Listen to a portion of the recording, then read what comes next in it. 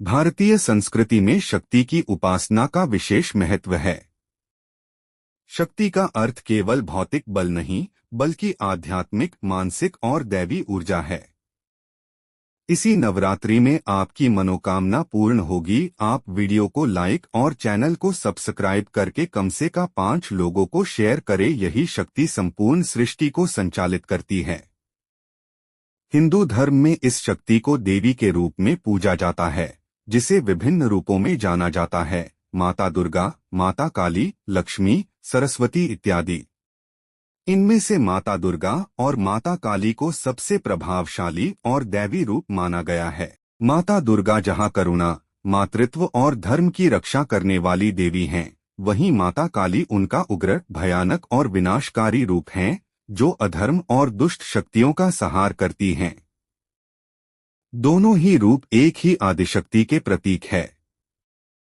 सृष्टि के प्रारंभिक काल में असुरों और देवताओं के बीच निरंतर युद्ध होते रहते थे। महिषासुर नामक एक राक्षस ने घोर तपस्या कर ब्रह्मा जी को प्रसन्न किया।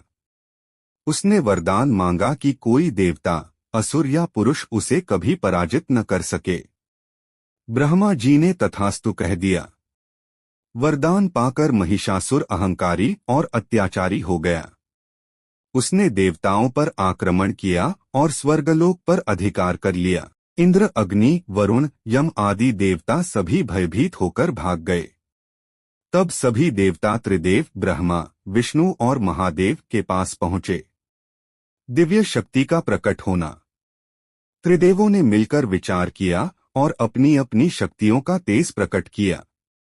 जब सब देवताओं के तेज मिलकर एक हुआ, तो वहां से एक दिव्य स्त्री शक्ति प्रकट हुई। उनके 10 भुजाएं थीं, हर हाथ में अलग अलग अस्त्र शस्त्र सुशोभित थे। वे सिंह पर सवार थीं। यही आदिशक्ति दुर्गा थीं। देवताओं ने अपने अपने अस्त्र उन्हें अर्पित किए: वज्र, चक्र, त्रिशूल, तलवार, धनुष आदि। सभी देवताओं ने माता दुर्गा से प्रार्थना की कि वे महिषासुर का वध करें और धर्म की रक्षा करें। महिषासुर से युद्ध। माता दुर्गा ने महिषासुर को युद्ध के लिए ललकारा। महिषासुर अपने मायावी रूप बदलता रहा, कभी भैंसा, कभी हाथी, कभी शेर, तो कभी मनुष्य। 9 दिनों तक युद्ध चलता रहा। हर दिन देवी ने उसके नए रूप का नाश किया। अंत में 10वें दिन उन्होंने त्रिशूल से उसका वध कर दिया। इस विजय के उपलक्ष्य में हम आज भी नवरात्रि के 9 दिन और विजयादशमी का पर्व मनाते हैं। माता दुर्गा को इसीलिए महिषासुर मर्दिनी कहा जाता है। माता काली की उत्पत्ति और कथा। रक्तबीज का संकट। महिषासुर के वध के बाद भी असुरों का आतंक समाप्त नहीं हुआ। चंड और मुंड नामक 2 असुरों ने देवताओं को परेशान किया। उनके साथ एक और राक्षस था, रक्तबीज।